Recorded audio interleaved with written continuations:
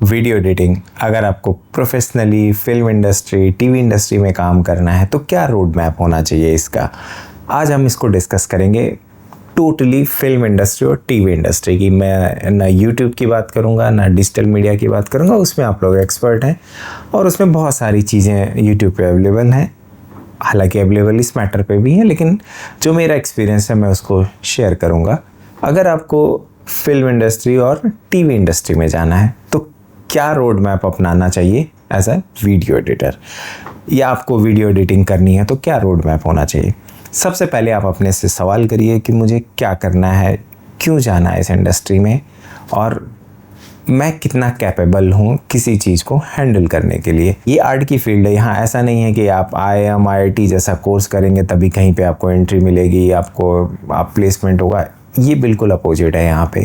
यहाँ कोई कैसा भी किसी भी फील्ड से हो, किसी भी तरीके से हो, ये ओपन इंडस्ट्री है और ये आर्ट है और आर्ट की कोई लिमिट नहीं होती, तो आप कहीं से कोई भी आ सकता है। लेकिन हाँ, अगर आपको एक शुरुआत करनी है तो सबसे पहला स्टेप होना चाहिए आपको सॉफ्टवेयर की लर्निंग ज़रूरी है। वो चाहे आप किसी इंस्टीट्यूट से सीखें, चाहे ऑनलाइन कोई कोर्स लें या किसी के गाइडेंस में आप सीखें, वो बहुत ज़रूरी है, क्योंकि वीडियो एडिटिंग आपको करनी है तो सबसे बड़ा जो आपके हाथ में है वो टूल्स मतलब सॉफ्टवेयर आपको आना चाहिए। और सॉफ्टवेयर कौन से आना चाहिए?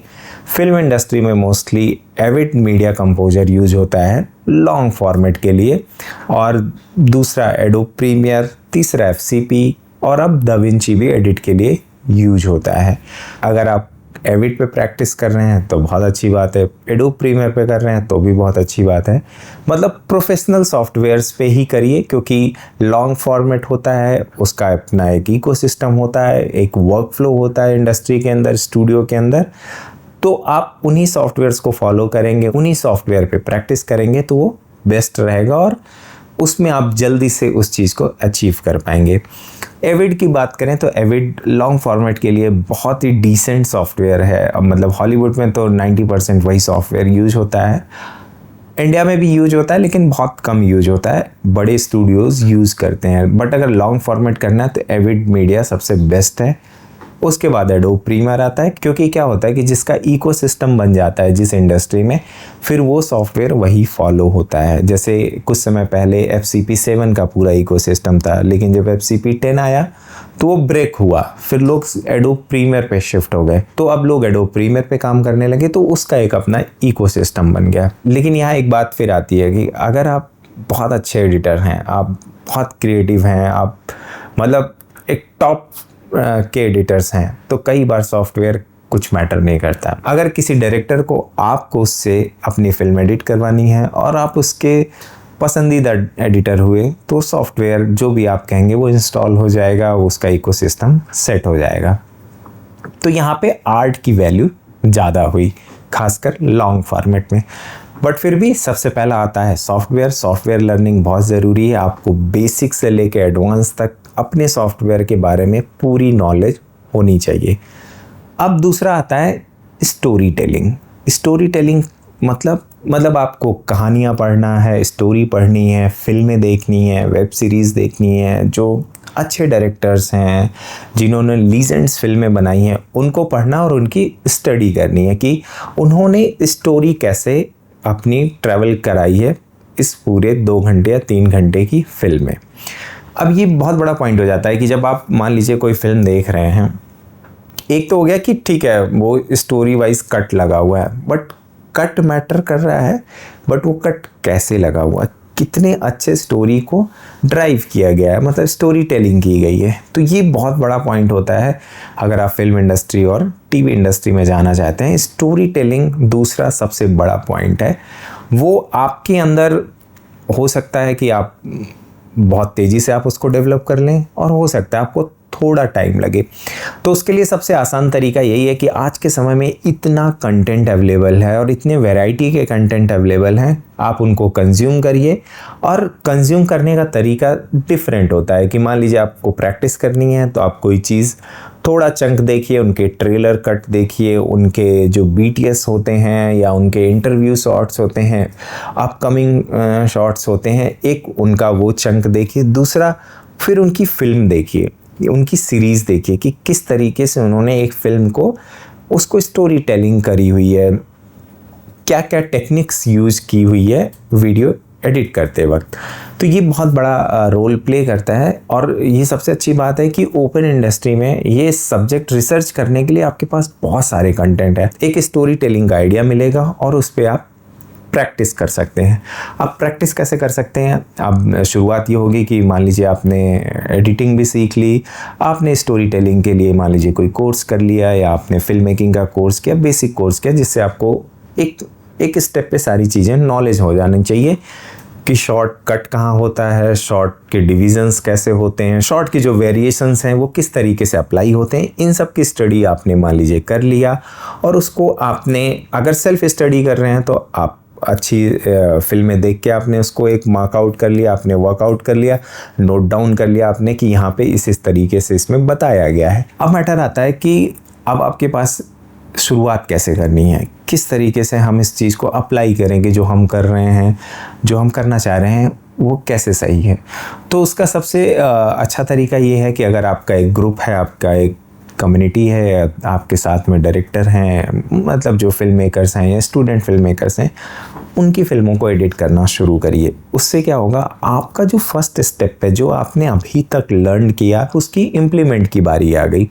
अब मान लीजिए कोई स्टूडेंट आपका फ्रेंड है जो फिल्म मेकिंग का कोर्स कर रहा है, वो कोई प्रैक्टिस के लिए शॉर्ट फिल्म बनाता है, आप उससे रिक्वेस्ट करिए कि मैं इस फिल्म को एडिट करूँगा, या आप अपनी कम्युनिटी में ढूंढिए कि जो ऐसे कोई बना रहा हूँ मैं उसमें एडिट करूँगा, या कोई सीनियर एडिटर है आप उनसे रिक्वेस्ट करिए कि मैं असिस्ट करूँगा आपकी फिल्म, या मैं बैठ के देखना चाहता हूँ किस तरीके से आप फिल्म को एडिट करते हैं, खासकर फिक्शन को। जब आप इस प्रोसेस में एक स्टेप अंदर जाएंगे, जब आप प्रैक्टिस करना शुरू करेंगे, जब आप कट लगाना शुरू करेंगे, तब आप वहाँ पे चीज़ों को फेस करेंगे कि एक्चुअल जो मैंने पढ़ा, जो मैंने प्रैक्टिस किया, अब उसका यहाँ पे यूसेस कितना हो रहा है। और स्टेप बाय स्टेप आपको बहुत कुछ सीखने को मिलेगा। स्टार्टिंग में ऐसा नहीं होगा कि आपके पास बहुत क्रीम शॉट शूट होके आ रहा है, बहुत मक्खन चीज़ें शूट होके आ रही हैं, बहुत ढंग से शूट होके आ रही हैं, तो ऐसा नहीं होगा। ऐसा होगा कि हमने तो प्रैक्टिस की यार, इतनी बड़ी बड़ी फिल्म होगी, बट अब यहाँ पे तो ये देखो शॉट ही टेढ़ा मेढ़ा ले आ रहे हैं, पूरा गिम्बल पे ही शूट करके ले आ दिए, जहाँ कट होना चाहिए वहाँ कट नहीं हो। ये सारे यही सब चैलेंजेस सीखने को होते हैं। यहीं पर आपने कोई ऐसी फिल्म को अच्छे वे में एडिट कर दिया, मतलब एक ख़राब शूट को आपने अच्छी तरीके से उसको प्रेजेंट कर दिया अपने स्टोरी टेलिंग से, तो यहाँ पे आपका विनिंग पॉइंट हो जाता है। आपको खुद वो देख के अच्छा लगेगा, यहीं से आपकी पोर्टफोलियो बनना शुरू हो जाएगी। धीरे धीरे आप पोर्टफोलियो बनाइए, अपनी जितने भी मतलब आपके सर्कल में आपके नोन लोग हैं उनके साथ उनके टच में रहिए। शॉर्ट फिल्म्स है, शॉर्ट फिल्म्स को एडिट करिए। लॉन्ग फॉर्मेट में अगर आपको स्टेप बाय स्टेप वैसे इसमें चांस मिलता है, ऐसा नहीं होता है कि एक बार में आपको कोई बड़ी फिल्म दे दे एडिट करने के लिए। अगर कोई इंडी फिल्म मेकर्स हैं, वो आपने 4-5 शॉर्ट फिल्म एडिट कर रखी हैं, उनको दिखाइए कि अगर आप ये इंडी फिल्म बना रहे हैं, मैं इसको एडिट कर सकता हूँ और मैं इसको बहुत अच्छे से एडिट कर सकता हूँ आपके साथ बैठ के, डायरेक्टर के साथ। अगर डायरेक्टर कन्विंस हो जाता है तो आपके लिए विन विन पोजीशन है, आप उसको एडिट करिए। और जब आपके पास अगर कोई लॉन्ग फॉर्मेट आ जाता है, एक फीचर फिल्म आ जाती है, तो आप समझ लीजिए आपके पास एक बहुत अच्छा चांस है अपने आप को प्रेजेंट करने का, अपने आप को मतलब निखारने का, या अपने आप को उसमें दिखाने का कि हाँ मैं अब इस फिल्म को इस ढंग से एडिट कर सकता हूँ। ये मेरे शोरील में, मेरे फ्यूचर में, मेरे करियर में बहुत बड़ा इम्पैक्ट, बहुत बड़ा रोल प्ले करेगी। थोड़ा सा टफ है तो प्रैक्टिकली बताऊँ, ये सब इतना सुनने में बताने में तो बहुत आसान लग रहा है, लेकिन इतना आसान होता नहीं है तब तक जब तक आपका कोई नेटवर्क या लिंक नहीं है। अगर आपका कोई नेटवर्क है, कोई लिंक है, आप किसी ग्रुप में, किसी कॉलेज में, कहीं से आप एसोसिएट हैं, तो वहाँ से धीरे धीरे नेटवर्क जनरेट होता है और वहीं से फिर चीज़ें स्टेप बाय स्टेप आगे बढ़ती हैं। पेशेंस का बहुत बड़ा गेम है, आपको पेशेंस रखना है, आपको प्रैक्टिस करनी है और आपको पढ़ते रहना है। मतलब क्रिएटिवली आप जितना आप कंज्यूम करेंगे कंटेंट को, बुक को, थ्योरी को, लिटरेचर को, उतना आप इंटेलेक्चुअली आप उतना स्ट्रांग होते जाएंगे। अब बारी आती है कि अब ये तो हो गया कि चलो हम फीचर फिल्म की बात कर रहे थे ऑलमोस्ट, या वेब सीरीज़ की बात कर रहे थे। अगर हमें किसी डॉक्यूमेंट्री इंडस्ट्री में जाना है या हमें टीवी इंडस्ट्री में सीरियल एडिट करना है, डॉक्यूमेंट्री, तो सेम कॉन्सेप्ट वहाँ भी यही अप्लाई होता है। डॉक्यूमेंट्री का थोड़ा ट्रीटमेंट डिफरेंट होता है क्योंकि नॉन फिक्शन है। वहाँ भी सेम यही है कि आप उसके लिए अच्छी डॉक्यूमेंट्रीज़ देखिए, अच्छे अच्छे शोज़ देखिए, और जितना आप कंटेंट कंज्यूम करेंगे उनको आपको जब मौका मिलता है एडिट करने का, जब आपको चांस मिलता है किसी चीज़ को इम्प्लीमेंट करने का, तो आप उसमें कोई भी कंजूसी नहीं करनी है। कोई आपको मतलब ये नहीं सोचना है कि अरे यार इसको निपटा देते हैं। इस फील्ड में, इस इंडस्ट्री में बस एक ही चीज़ हमेशा सक्सेसफुल उसी को बनाती है जो ये सोचता है कि मुझे इसको निपटाना नहीं है। जब आप 100% देंगे, सामने से उसका रिवर्ट ट्रिपल टाइम्स आता है, आपको ढूंढते हुए आएंगे कि मुझे इसी एडिटर से काम करवाना है।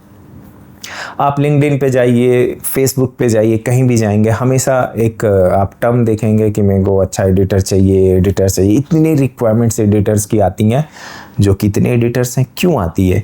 उसके पीछे रीज़न है कि वो जो ढूंढ रहे हैं वो एडिटर्स जनरली क्या होता है, वो कटर्स होते हैं। मतलब लोग सीख लिया एडिटिंग, वो कटिंग करना तो सीख लिए, बट वो स्टोरी टेलिंग करना नहीं जान पाते या उनको ढंग से गाइड नहीं किया जाता। इसीलिए हर इंडस्ट्री में हमेशा आप देखोगे वीडियो एडिटर की सबसे ज़्यादा रिक्वायरमेंट होती है और उनकी वो रिक्वायरमेंट कभी फुलफिल नहीं हो पाती है। इसके पीछे यही रीज़न है।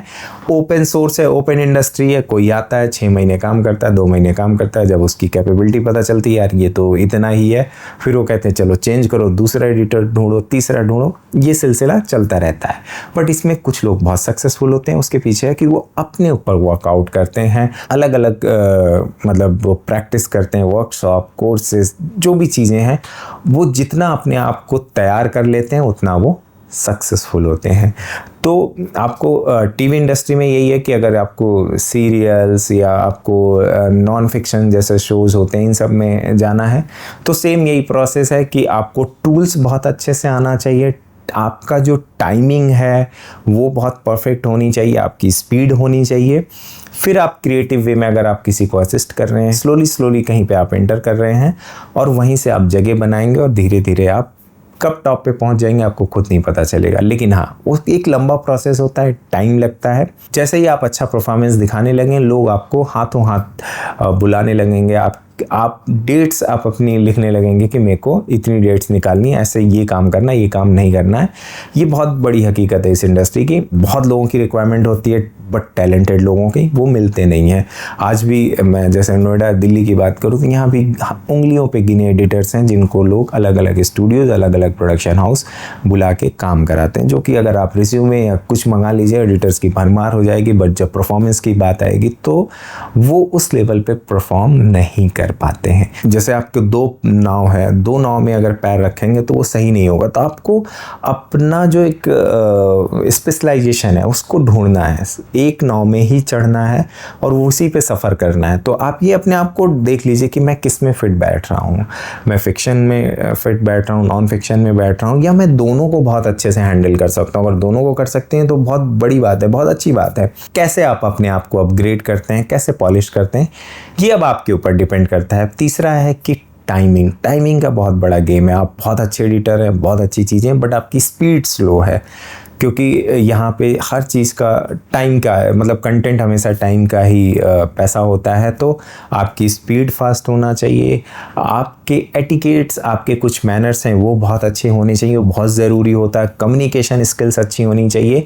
अगर वो नहीं है तो उसको डेवलप करिए, उसको सीखिए, कहीं से भी सीखिए कि आप एक डायरेक्टर के साथ बैठे हैं, आप प्रोड्यूसर के साथ बैठे हैं तो आप कैसे कम्युनिकेट कर रहे हैं, आप किसी को मैसेज में कैसे कम्युनिकेट कर रहे हैं, आप किस तरीके से उनसे बात कर रहे हैं। आपके पास कोई बाहर से कोई काम आता है, आप फ्रीलांसिंग में काम कर रहे हैं तो उसको कैसे हैंडल कर रहे हैं, और टाइमिंग को आप कैलकुलेट कैसे कर रहे हैं कि कोई आपसे पूछता है कि ये प्रोजेक्ट कितने दिन में हो जाएगा, आप उस टाइमिंग को अगर अच्छे से कैलकुलेट करके चलते हैं, ये सबसे बड़ा सक्सेस पॉइंट होता है। आप अपने काम में परफेक्ट रहेंगे और जो आपका आउटपुट होगा वो एकदम परफेक्ट होगा।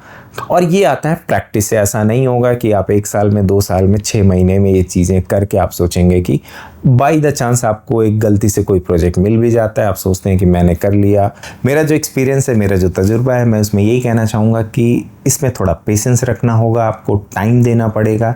जैसे आप टाइम देंगे, जैसे पेशेंस रखेंगे, आप उसको अचीव कर लेंगे। वो कोई बड़ी चीज़ नहीं है। रिक्वायरमेंट बहुत है लोगों की और क्रिएटिव लोगों की, बट वो सही ढंग से, सही जगह से, सही चीज़ों में कभी कभी चीज़ें मैच नहीं हो पाती हैं, या बहुत क्रिएटिव लोग हैं वो वहाँ तक पहुँच नहीं पाते हैं। वो जो गैप होता है, उस गैप को आपको ढूंढना है, उस गैप को आपको फिल करना है और आपको कंटिन्यू लगे रहना। ऑब्वियस सी बात है, आप ज़रूर सक्सेस होंगे।